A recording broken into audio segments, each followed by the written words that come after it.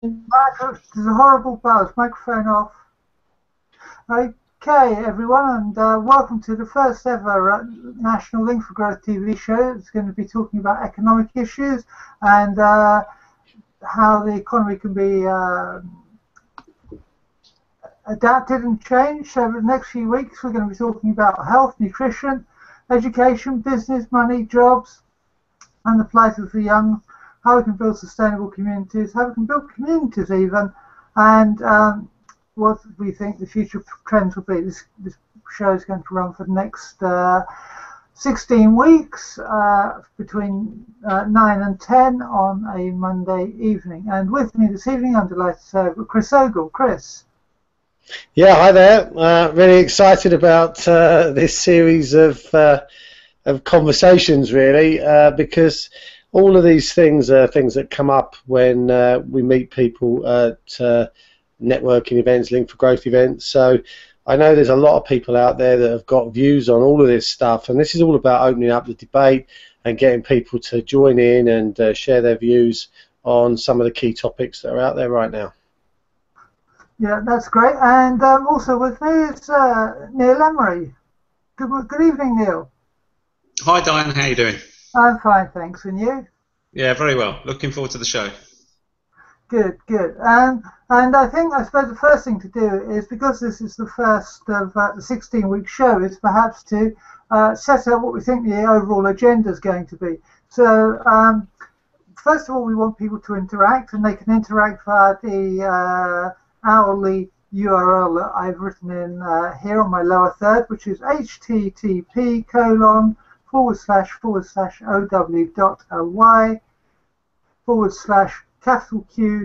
J, A, L 9, and that will take you to the Link for Growth TV page, and you can write your comments in there, and Chris and I are monitoring those, and you can also contact us via Facebook. And Chris, you've got the details of how people can contact us through Facebook. Yeah, it's quite simple. If you go to my profile, you'll see a thread on there which has got a watch page for this particular show. So just comment in there if you want to say something. So, yep. Okay, great. Now, as I said earlier, this show is going to go on for the next 16 weeks, and it's going to hopefully be of interest to a lot of people. Chris, perhaps you could start off with the reasons why we're going to be running this show and what you aim to achieve with it. Yeah, I think we got, right now we're at an incredibly interesting time for the human race in general, and with people like Jeremy Corbyn and other people, like the people in Greece, people in Iceland. You've got things like the Zeitgeist movement. You've got people like Occupy. There seems to be a real bubbling up of opinion about the unfairness in the world and the inequality, and but it's not just about economics. There's all sorts of things like sustainability is like right up there at one of the. I'm sure Neal's got some views on this, but basically sustainability is kind of almost where it starts, because everything starts from that, taking more care of the planet, taking more care of ourselves, taking more care of the food system. Yeah, just everything springboards from that thing. So, yeah, there's all sorts of topics on education, the plight of the young people, the lot they've got. And what this is about having an opportunity to have a discussion in public out there, where anybody can literally join in. I'm hoping that people really get to participate in this, because this is not a Diane show, a Chris show, a Neal show. We're just starting this show off today. I want to see lots of people participating, lots of people giving their views and opinions, so that we can start to sort of mushroom out from here about having, just where we go next, really. So that's kind of what this is all about. It's about starting this conversation in such a diverse myriad of ways that we get lots of people come in from all different angles. Yeah, exactly. And Neal, do you have anything to add? Yeah, just that it's a conversation starter, like how we got to this point, and how we can make the world a better place. It's desperate times for some people at the moment with austerity being forced on people. But there are answers and there are solutions, and we're going to chuck a few things out there that we think could be answers and solutions, and we'd love to hear other people's opinions and other people's ideas. Yeah, of course. This isn't. It isn't a rant fest, and it's not intended to be a rant fest. If you're going to make points, please bring in economic data and statistics to help develop your argument, rather than just saying, "Oh, everyone knows this" or "Everyone knows that." Not everyone does know this, but it would be great if you could put in some extra bits and pieces into the piece to add weight and gravitas to your argument. So it makes it more plausible. Because and the other thing is, it's not a anti-Tory, anti-Labour, anti-Green, or any other anti-Lib Dem or any other political party. We want this to be collective because we're all about trying to build community here. So therefore everyone should be given their fair share. Chris, so what's on your agenda first? You're muted, Chris. Yeah, I realised that. So basically, what we've got is we've got 15 weeks after this week, and what we've done is we've kind of gone through a whole series in a fairly logical way, kind of how do we get where we are, why are we where we are, all the way down to, okay, what are the potential solutions? So if you stick with the show and you're watching it and you stick with it week on week, it sort of builds up into a sort of, right, okay, I get that, I kind of get that as well, and we get people from, I want to try and get some people who are well known in the finance sector for next week, because we're going to be talking about global finance and debt next week, the fact that it's a debt economy, which is all kinds of negative.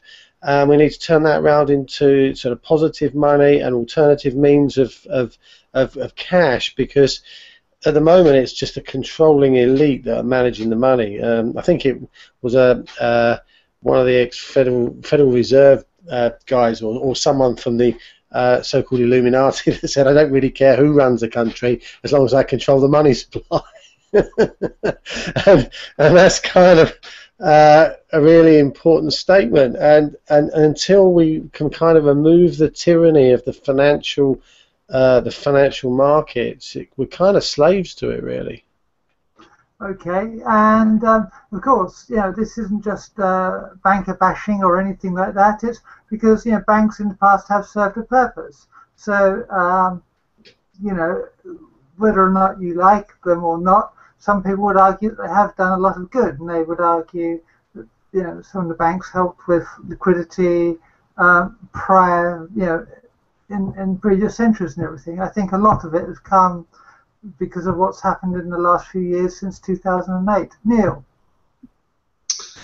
Yeah, it started a lot before that. I mean, I guess the problem with the banks is you've got the gambling arms attached to the old-fashioned banking that everyone really knows about, the mortgages, the lending, the current accounts, and the fact that the gambling traders are tied to those banks means when they fail, we can lose our current account money effectively. So I think we need to get to a stage where we're starting to separate off the banks. They're good old-fashioned high street banks with your bank manager that you can go in and talk to, and get them separate from the gambling. And I'm not a financial expert, but that just seems like an obvious first step to me. Well, I think you could say that that's starting to happen. With Williams and Glyn's coming back or being resurrected as a high street brand from RBS, with RBS divesting themselves of a lot of their gambling stuff, and also with the HSBC announcing they're going to kind of set up a retail banking arm, which isn't as far down the line as it is with Royal Bank of Scotland. Let's say it's going to be called Midland Bank, since that's a brand name they own, and it's a familiar brand name here in the UK. So perhaps you can already start to see that kind of process happening. It's really interesting, actually, because the banks and probably the legal systems are one of they are a couple of the last institutions that need to go through a significant metamorphosis, and the banking sector is like with the mobile technologies and the alternative money sources, like Bitcoin and stuff like that, there's a situation where the infrastructure of the banking sector, like we've got here in the UK, is no longer really necessary. And we can move to a much more flexible arrangement, and also the prevalence of things like the Bristol pound, and actually taking responsibility back at a much more local level. We don't really need the banking system that we have. It's almost like a part of a bygone era, really. It's a bit like cabling up when you've got wireless. We've kind of moved on. And I remember when I was in Thailand many years ago, the whole concept of cabling, we dig a hole in Thailand, it fills with water. So they went straight from no phones to wireless phones, because there was no need to dig holes and put things in the ground. That technology was completely bypassed. And I think if you look in South Africa, and not South Africa, but Africa in general, they're bypassing the need for bank buildings. They're going straight from transferring money from one phone to another phone. So it's a different kind of place we're going to, and this historical stuff has got to have a bit of a washout. Yeah, there's definitely been new methods are going to come to market. It's pretty up in the air what they're going to be at the moment. I do like the personal-to-personal banking that they're doing in Africa. That is fantastic. The fact that like aid money and people can transfer money just to their mobile phone, so that takes out a whole level of bureaucracy and the opportunity for some people to steal money that doesn't really belong to them, and it's not going to the place it should be. So that's great. So anything that disrupts the market is good news, in my mind. Yeah, Neal, perhaps you could tell people what the Bristol pound is that Chris referred to, and how similar schemes work. Yeah, the Bristol pound. So it's a local currency. So the aim of a local currency is to keep money in your area. So it's been set up, and you can pay in shops with Bristol pound. You can actually be paid in Bristol pounds. So it's just a local currency. So think of the pound being the British currency, the European currency. It's a currency for a town or a city. Now, there are some critics of it purely because it's tied itself to the pound. Now, it would be nice to see a local currency appear that had no value compared to any other thing, so it would be completely independent of the current banking system, and then let people see where it goes. Yeah, I think the argument against that is that bankers would be worried about money supply, especially M1 and M3 getting out of control, because one of their controls on inflation is controlling the money supply. Yeah. I think they've lost control of the money supply already, haven't they? You want a mortgage, they just create 300 grand's worth in a spreadsheet. Yeah, I guess you better explain why that doesn't really work, Chris, about how money's actually created. Well, yeah, I mean, essentially, when you go along to get a mortgage, there's not, and let's say it's a £500,000 mortgage, there's not £500,000 there sitting there waiting for you to borrow. It's just a number in a spreadsheet and a credit or a debit in an account. So that's manufacturing money at the end of the day. And so quantitative easing is another thing that we've had exceptional volumes of, where you're just putting more money in there because in the money supply, because there's not enough money to pay for all these projects that need to be paid for. So I think we've already seen that the money supply is a very nebulous thing these days. Yeah, absolutely. It's a very fragile thing at the moment, because they've just been creating so much debt and passing debt on, and at the moment it's personal debt that is propping up the system. The personal debt's getting to a stage where it's unsustainable. Yeah. And it only takes people to actually decide to start paying down that debt or forfeit on that debt, and we've got the next crash. Yeah. Okay. Well, one of the things that we are going to be talking about throughout the entire week, throughout the entire 15 weeks, and I think we've done enough kind of like highlighting some of the issues around finance, is we're going to talk about some of the other things like the European project. And Chris, perhaps you'd like to start us off on that one, please. Which one's that? The European project? Yeah.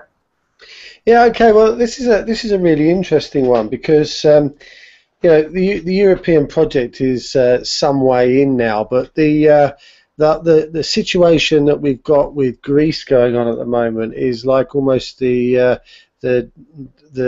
touch paper to set the whole thing off. And what we've seen over the last few weeks and months, where they've been trying to reconcile Greece and keep them into the EU, what it's resulted in is almost bully tactics, where basically Germany have said, in the end, this is the deal, no more negotiating. So finally, it was the democracy ran out, if there was any democracy, and it was basically a financial takeover coup of a country, essentially. And we've got a very fragile situation in Europe because the southern countries are in all sorts of trouble, and you've got the northern European countries in a different sort of space entirely. And if Greece do go, which is an inevitability really, you've then got places like Portugal, places like Italy and Spain. Probably France would not be sustainable after that. And then, of course, you've got Britain, with Ireland thrown in the mix somewhere along the line as well. So, not that I'm a big fan of Nigel Farage. Some of the stuff he talks about in Europe, he's actually got quite a good understanding, really, of the situation. And, the whole thing has been poorly put together with no fiscal... The economies of the North and the South are so different. You need fiscal policies to be able to manage the differences. You need to be able to devalue a currency, because otherwise it's just you've got two completely different entities, one that needs devaluation, the other one that needs a bit of interest rate rise, and they're all tied to this blooming euro, so they can't do anything. Yeah, I guess some people might not be aware of the whole Greece situation, so Greece probably shouldn't have been, no, not probably, definitely shouldn't have been allowed to go into the euro in the first place. Its economy wasn't at the same level as the others. They weren't collecting the taxes they should have been collecting. They didn't actually qualify for any of the criteria to enter the euro. And some of the banks fiddled the figures for them and managed to get them in, and the rest of Europe wanted them in, so they got in. The problem they had with their debt is they took debt out against banks who were happy to lend them to them at an interest rate that was shown for that risk.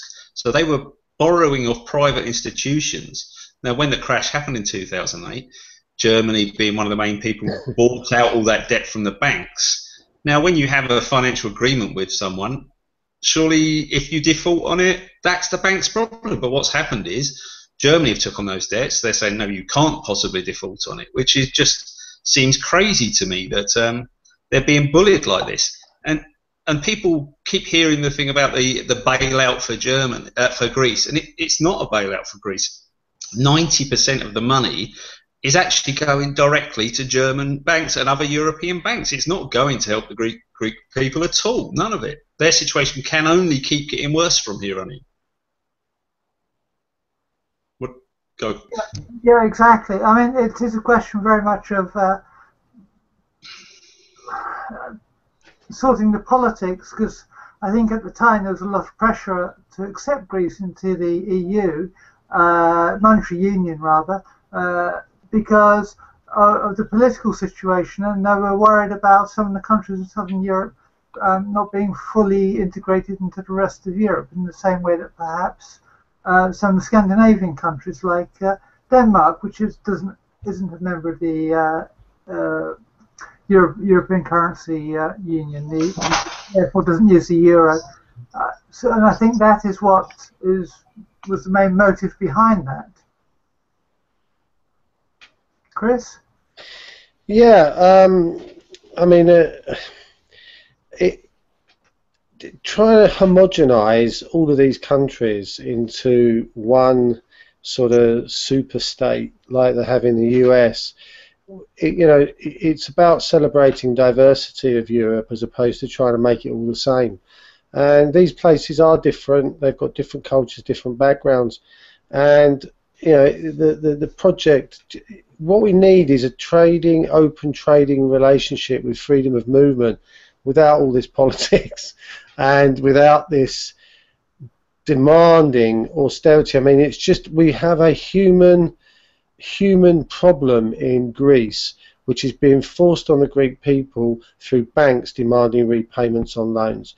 It's just it's a real issue that you've got to put people in poverty because bankers want their money back. That's the real issue here, and you know, we could talk about this in the weeks to come. But I'm hoping that we get some interesting characters on to talk about this because you know, I'm not got loads of facts and figures at my disposal, but what I've read is it's not. You know, it's not humanistic, basically. Okay. Well, one of the other subjects we're going to talk about is sustainability and climate change and energy. And I know this is something, Neal, that you're particularly passionate about. So perhaps you'd like to just introduce some of the topics we're going to be talking about over the next 16 weeks. Any number of topics about sustainability, but clean energy is a key. We need to have a plan to get rid of using fossil fuels and the benefits that can do to societies. We'll deal with the climate change denying lobby and get to some truth behind what's actually going on there. We will look around the world to see what other people are doing, what other countries are doing, and basically the focus from my point of view, and it seems to be the consensus that is building, is that we need a local economy. We need to get rid of carbon miles where we're travelling goods. We need to have local economies, products produced locally, and we need to have clean energy. And it's all doable. This is the very funny thing. It's all doable right now. There just isn't the will at the moment. But with this show going on to 16 weeks, we're going to be then moving into the time when the Paris Climate Change Agreement is happening.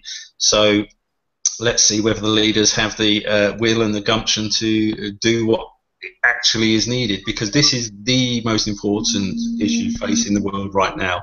If we get this one wrong, everything else doesn't matter. There won't be any economies. There won't be any corporations. So, and we'll explain why that is the case. Okay. Okay. So perhaps you could just break it down a little bit into how that might affect, say, the food supply.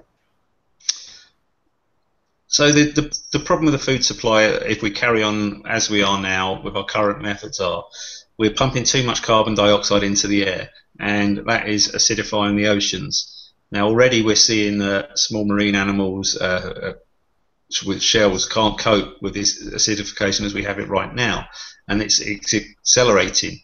Now the problem is it's happening at such a fast rate that they can't evolve quick enough. So people will say the Earth's been hotter before and there's been more carbon dioxide, and that's true, there has, but these things happen over a much longer period of time, so the animals have a chance to evolve to cope with this.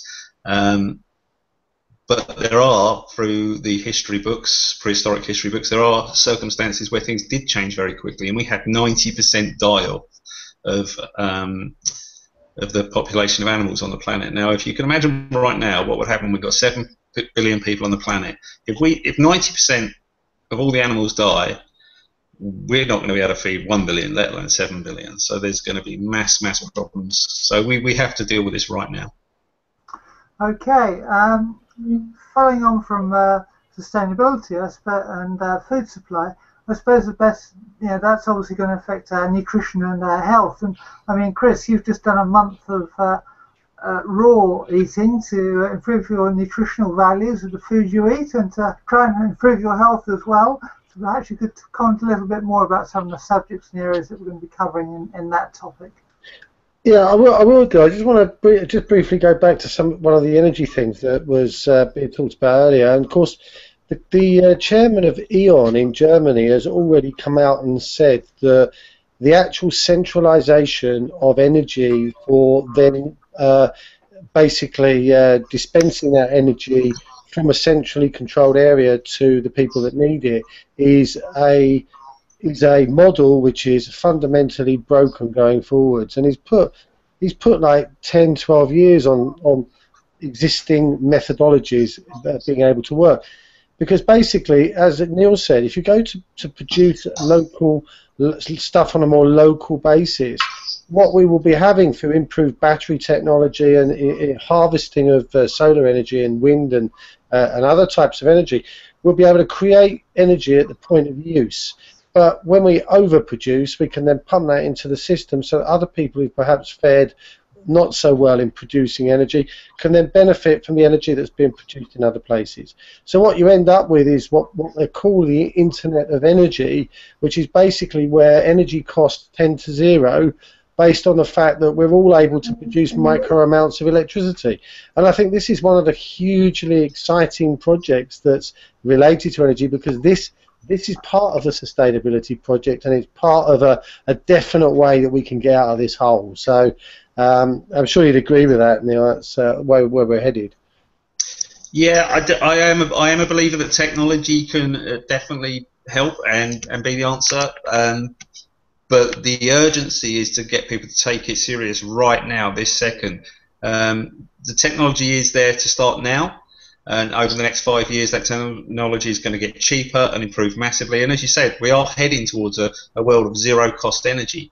And when we do that, everything changes. And I think it's one of the reasons it's not happening is because the governments that know we're heading towards this zero cost future, and they're petrified by it.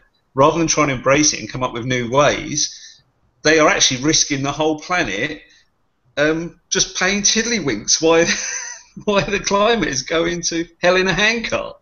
Okay, Neal, that's a really powerful statement. Where's the evidence? Another week for the evidence. Yeah, another week for the evidence. Okay, well, I will hold you to that. I will hold you to that. No problem. I haven't got the IPCC report in front of me, but I'll make sure I have it for the relevant program. Okay, that's great, because, as I said, what we don't want is a kind of rant fest or anything like that. It's got to be proper, reasoned, structured debate, and that's the thing that we're trying to raise. So coming back to nutrition, Chris. Yep. Okay, so on the nutrition front, and this is all coupled in with the food supply, and there are loads and loads of people in Link for Growth who are involved in trying to help people eat more effectively, eat better food, and improve their nutrition and their well-being, of course. So, and the whole discussion on this has to include things like genetically modified crops, Monsanto, these big organisations that effectively want to control our food supply and also control our water at the end of the day. And we have to resolve this, and the way to resolve it is to grow organic food locally, to have some really great local schemes where people are like sharing their gardens. If they don't want to use their garden for growing vegetables, it's just laid fallow there, then get some people in a local community to use that piece of land and actually produce food. Any open spaces, let's get the councils to give those open spaces over to local food production, because there's enough space on in this country to grow enough food for us if we just get our act together. And the benefits of doing that are just unbelievable. And like you said, you mentioned there that I was on a raw diet for a month. I mean, the bottom line is that the food and the vegetables and fruit that we eat today has got a lot less of nutrients in it than it should do because of the way that we farm these days. But there is such poor education out there about what food to eat. Because I remember when I was growing up with my parents, my mum pretty much cooked every day. And, I knew what a carrot was, I knew what a carbohydrate was, I knew what vegetables what they looked like. But there are people out there that don't know what vegetables look like. They think like an apple or something like comes cut up in a box with chemicals to stop it going off.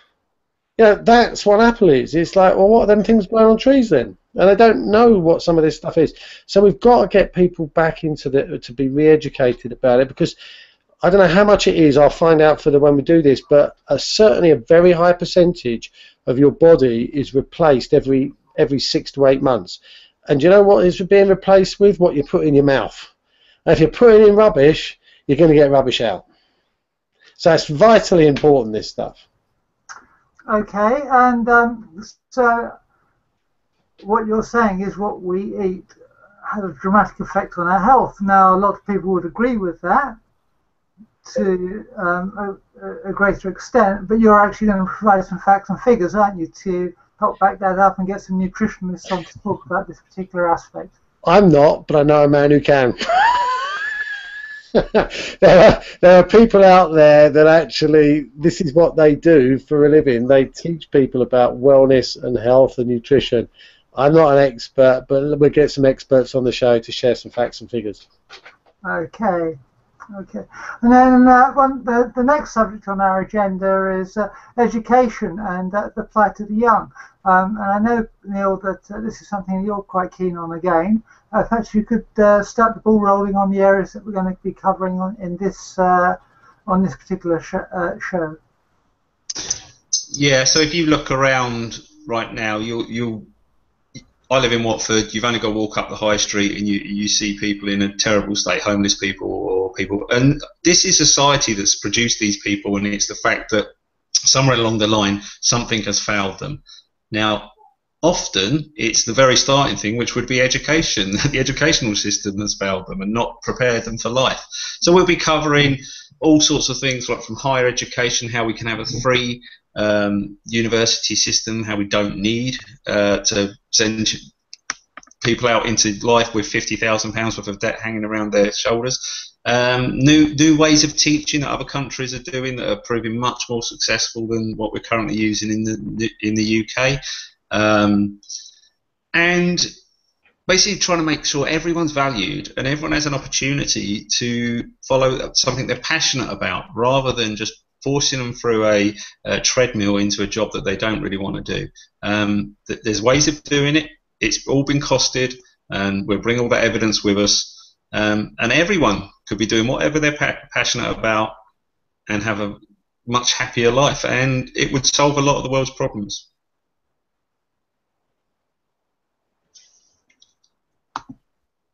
You're mute, Diane. I know. That's unusual for me. I'm usually very good. But we all make mistakes. Fiona Flattery has just said that every cell in your body is replaced every 90 days, which is obviously referring to what we were talking about earlier on, the health and nutrition. And that's the kind of comment that we want in, and maybe we'll get Fiona on when we're talking about health and nutrition to appear on the show. And then, okay, Chris, education. Yeah, I mean, I've got a real bee in my bonnet about education, and yeah, I was just talking about this today with somebody, in that what we've got in the school system, and this is no way a criticism of teachers or anything, but what we've got is a system that's designed to produce results which prove the way the government is managing education is working, based on pass rates. But all of that breeds competitiveness, ego, pitching man against man or man against woman, but basically it's an environment where we're teaching all the wrong things. We need collaboration, we need problem solving, we need people to be working together to solve human issues.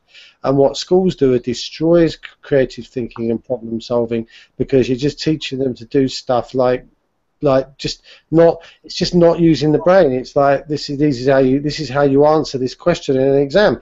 And it's not, well, why don't we just give them the problem and say, right, let's think about how we would answer this, or how would you solve carbon emissions in Watford? Here's a problem. This is a real challenge. This is something that needs to be sorted out. But we're not developing those skills in the children and the kids today. What we're doing is we're crushing it. And there really needs to be a bit of a revolution in the education system, because we're creating, as Neal said, we're creating automons for a world that's no longer there. And what we need to be doing is saying, what are we going to need in the future? We're going to need to solve real challenges that the human race is going to face, and we're not doing that with the school system at the moment. No, and also we'll be talking about how schools aren't actually helping integrate people into society at the moment. They're actually separating people out of society, and making ghettos, not ghettos in a wealth terms, but ghettos where people will walk down the street and they will not know someone of a different ethnic background or social background, and this whole separation of society is really bad for us, basically, because if we want to tackle the problems, we've got to do it as communities. Everyone's got to collaborate. So schools need to be a place of inclusion. Yeah, and of course it's more than just a case of everything's got to be done at school. You know, I think it's also that you need to get young people to have some sort of work experience, you know, for a week or two. And I know that happens at the moment, but is it of any benefit to them, or is it just there to make tea and photocopies for a week? Or can they be given something a bit more useful than that to do just for a week or two, so they can try out various jobs and perhaps learn something on the job, in the way that technology is moving so fast now, and that's another subject we're going to be coming on to. That Could I just throw another toughness in there? I mean, what we've got is we've got people coming out of school expecting a job. What I personally think they should be doing is coming out saying, what problem can I solve?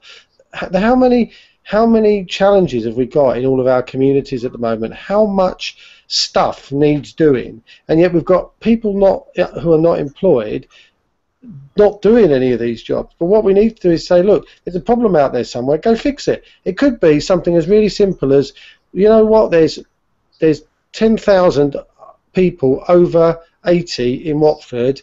What we need is some young people to go and talk to those people once a week. So let's have a list of all those people and let's go and talk to them, or get them out of their houses. That's a real human problem. These people have got so much experience and knowledge, and we're letting it go to waste.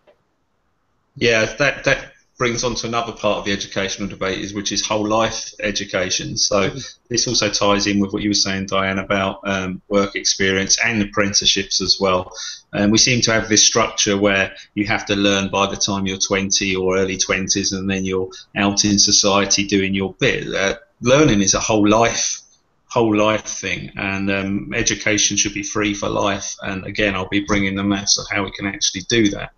And as Chris says, making use of all this valuable experience that out there, again, on the other end of it, that we just dump on the scrap heap at the end of the life and sort of like ignore. So it's a myriad of things in the education topic, but they all tie in quite nicely. Yeah, they do, and it's a huge subject, so I think we're going to devote quite a little while to talking about that particular issue, aren't we? It's not just going to be sort of like a quick half-hour debate or even an hour debate. I think that will be a recurring theme running through 2 or 3 different shows, because it's such a vast project about the future of employment, and of course that also links into the way of we interact with technology. I mean, even 10 years ago we couldn't have dreamt of doing this type of broadcast that we're doing now. You know, that was someone's pipe dream, and you know, when I was little, if Thunderbirds was on, you get the video call, and that seemed all very exotic and very far off, and now of course it's commonplace things. It's, in many ways, we're living in a kind of almost science fiction world to what we imagined it to be in the 1960s. Wouldn't you agree, Chris? You're my age. Well, not quite, but that's another moot point.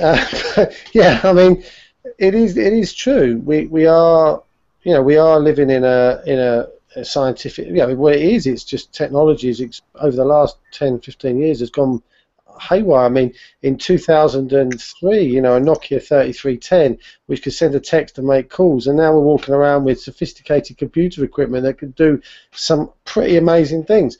And this is just the tip of the iceberg. The robotics, the driverless cars. I mean, we've got some huge change going to be around the corner here, and we are not far away. We're not far away from some of this, and we not even mention medicine, but some technology innovation in medicine as well is going to make a massive difference in our lifetimes. Yeah, I mean, I think it will, and I think that's one of the exciting things. The way technology is going, it's going to affect everything. The way that we live, the way that we educate people. I mean, it's kind of like what's going to happen next. And there was a report I saw published by one of the big energy companies, or rather the UN, sorry, saying that they felt that by about 2025, 2040, somewhere in that time frame, all the electricity in the world that was being generated would be used by people on the internet. Of course, what they perhaps haven't borne in mind is the fact that there will be a lot more local electricity developed in the way that Neal was talking about earlier, or generated. Yeah, they haven't also taken these figures. They're great, but they, like you said, they're not taking into account what's happening down the road. So already in Microsoft, the department they bought off Nokia, they have a chip that can drag energy out of the air, out of the thin air, just on the radio waves that are around us all the time. So once those things come in, it really doesn't matter that our energy use is going to go up massively. There's going to be so many new technologies to cope with that, and they will all be green technologies. So that's really not a problem. We just need to focus on getting to the green technology as quickly as possible. Yeah, and I mean, recently the government in the last budget, there was a big headline that it's withdrawing many of the subsidies that were available on renewable energies, whereas back in 2009, David Cameron pledged it was going to be the most green government going. I mean, those two don't quite match up. So, I mean, is it that people were exploiting that and not making real progress, or is it that it's just been done for financial reasons, Neal? We have made real progress, and the strange thing about David Cameron, who I'm not a fan of, is his claim to be the greenest government does hold a little bit of water, but it's nothing to do with their policies whatsoever. It's technological gains that have created the fact, I think about 18% of our energy is now created through clean energy. So that's nothing to do with the actual government. That's in spite of the government that we've managed to get to this stage. So if we can do that with unfriendly policies, if everyone gets together and starts working on this, we can flip the switch like that. It will happen incredibly quickly. You will see some massive companies just going under because they haven't changed, but they haven't done what Ian have done. They haven't accepted the fact that they're just a distributor of locally produced energy now. So it's going to be really interesting. There is a battle over the next few years because they're trying to block onshore wind, which is the cheapest form of energy by far. And again, I will bring the stats to show that in the correct program. And coal and oil is the most expensive because they don't take into account the subsidies they get. And when I say subsidies, I'm talking about the 9,000 people that die in London every year from respiratory problems because of the dirty air caused by fossil fuels. Now, the cost of treating those people is a subsidy to the fossil fuels. So once we start talking about this stuff and get more understanding in the public about how that is a subsidy, people will start to get up in arms about it. So things will change. Okay, so Chris, do you think that this change will come about because of change of mindset, or because of global warming there'll be, shall we say, a better understanding of it? Or will it be that because of all the new technology that was coming along, that will be the driver? Or is it a combination of all three of them, and it's a case of one takes the lead at one time and then another takes the lead at another time to push kind of like the change in energy from carbon-based energy to other forms of energy like renewables? Well, one of the things is absolutely true is that nobody in the history of the human race ever gave up power voluntarily. So what Neal was saying was that these power-producing organisations that are using the current technology are not going to want to see this whole green thing expand, because it's just gonna change the whole game. The bottom line is that we as people have the choice to vote with our feet and how we choose to spend our money. So ultimately, we do have the power to bring about mass change, and what that means is education, because people need to believe that actually they can make a difference. And that's all it is. It's just a belief that actually, if I vote with my feet, I can change things. But one of the things that I've watched, a video I've watched, and I know Neal's watched this as well, is a thing called Humans Need Not Apply. And we've got here technology and jobs. Now, 45% of the existing jobs today could be replaced by technology we have now. So coming back to what should we be doing in our lives and what should we be doing, well actually we're going to have to get used to not working in the conventional way.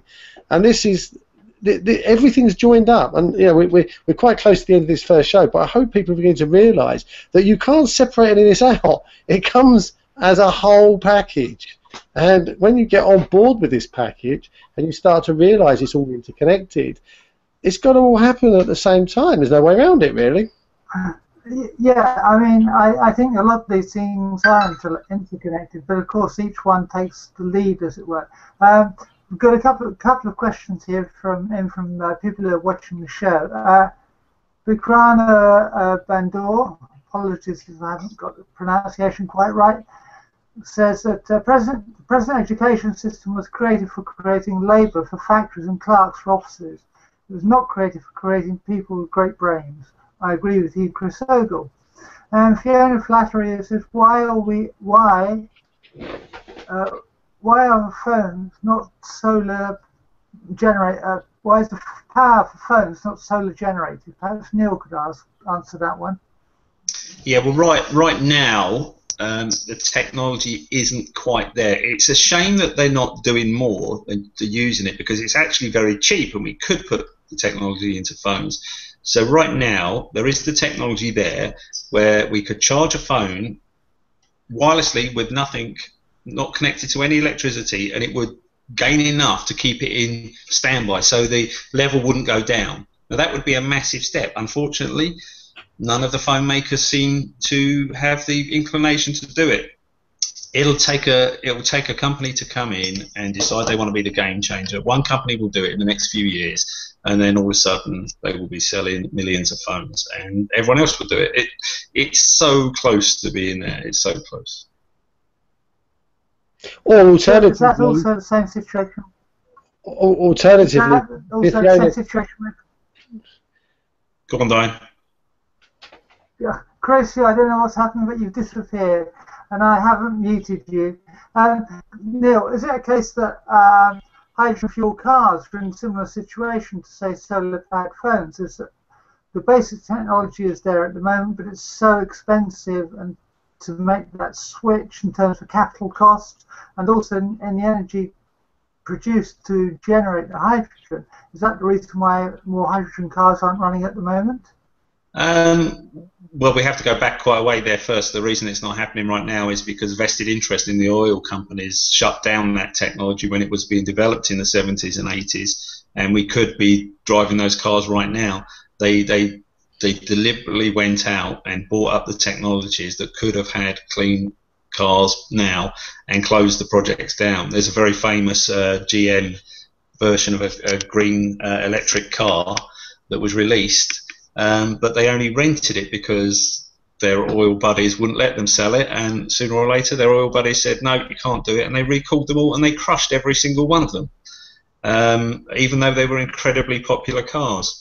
So that's historically how we've got to this point. There is a lot of money going into this development now. Enough people have realised, and then actually some of the big companies have realised we have to do something about this. So the money is going in.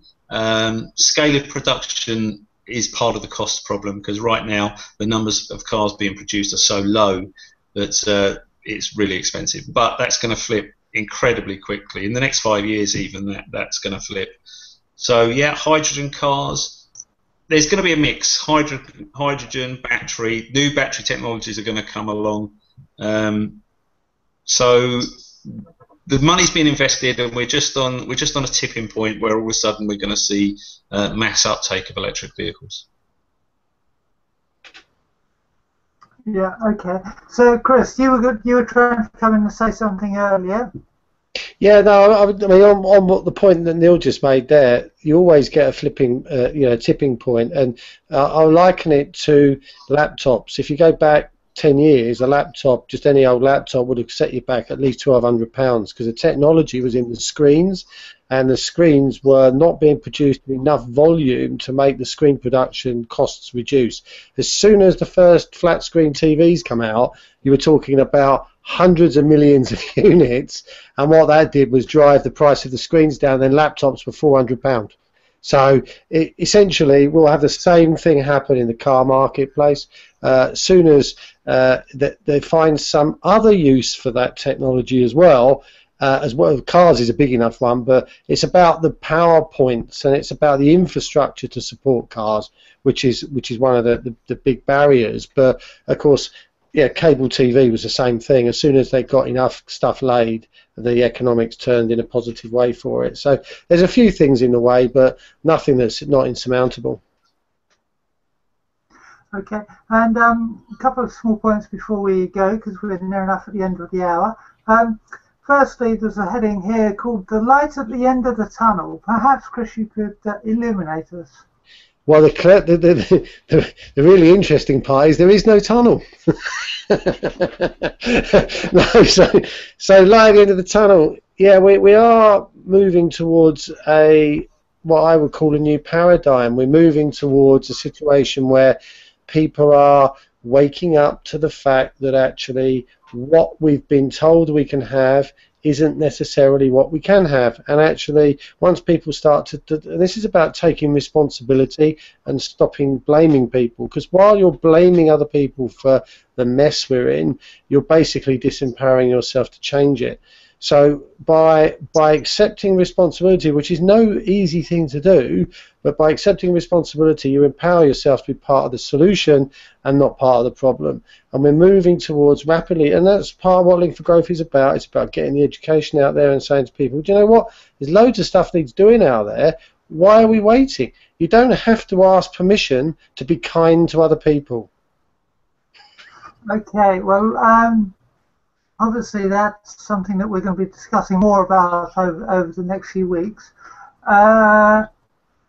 But Vivek Bandor. Vivek.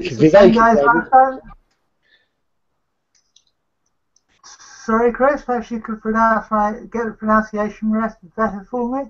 His short name is Vivek.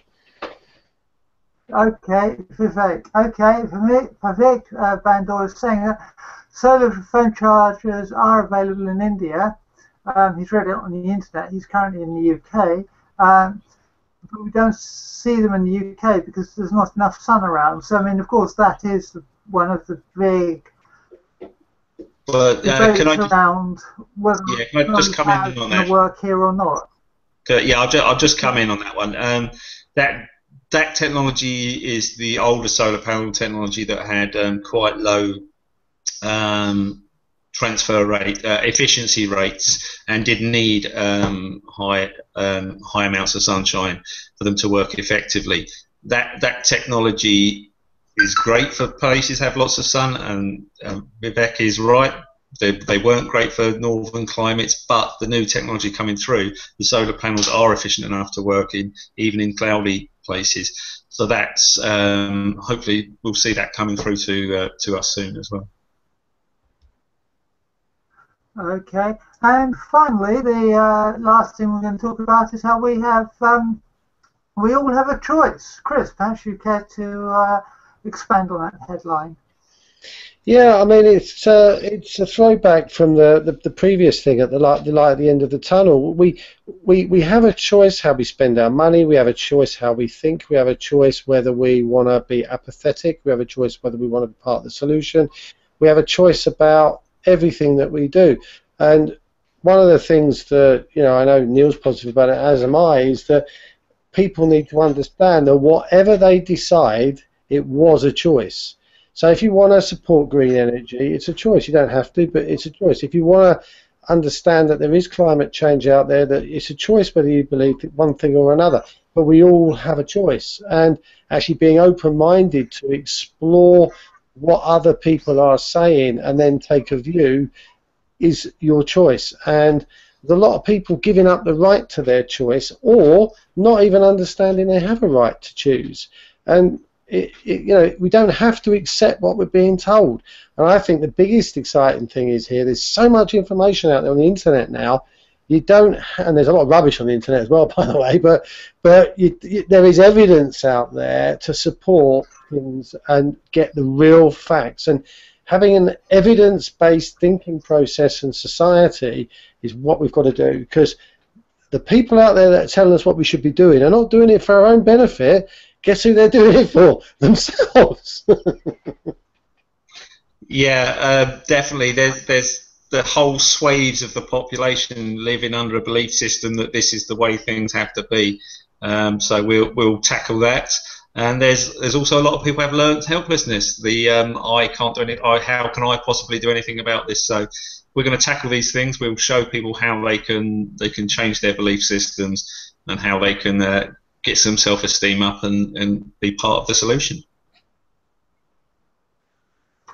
Okay, that's great, and I think we're near enough at the end of our hour, so I think it's perhaps time just to say that thank you both for contributing to this week's show, and we look forward to hearing your comments, views and thoughts and facts and statistics over the next 16 weeks, 15 weeks I should say, because of course this is the end of the first week.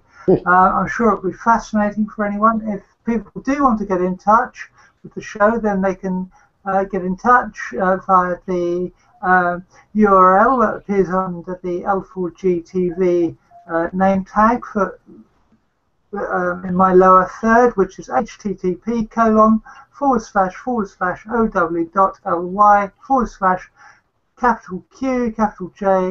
lowercase al9.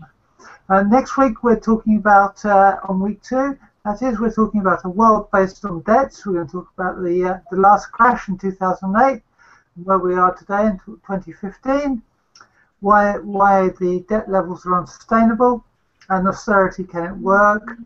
And we're going to look at 1 or 2 countries like Iceland, Greenland, Cyprus, and the European projects, and how the financing for those sorts of projects goes on, and what are the outcomes of all this debt and austerity, and when they're likely to happen.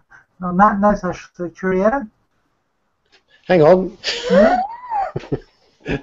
Hang on. I just want to say that anybody watching this, or anybody that knows it's on, or if you share it around during the week, please do participate in this show. This is not a Chris and Neal show with Diane hosting. This is an opportunity for people to get their views out there and to participate genuinely. And I know that what will happen is that as a result of this, there'll be spin-off shows which will be homing in on one specific area or another. And we are going to need people to participate in those shows too. So do get in touch. Do put your name in there and invite. I encourage you to proffer yourself forward to get involved. Yep, I'm looking forward to the next shows. I'm looking forward to the next shows and having some experts on in individual areas, because it's always good to challenge thoughts and have discussions, and people change their opinion from discussions. So this is a great thing we're doing. Okay, well on that point then I will say cheerio, and we'll all see you next week. Bye for now. Bye-bye.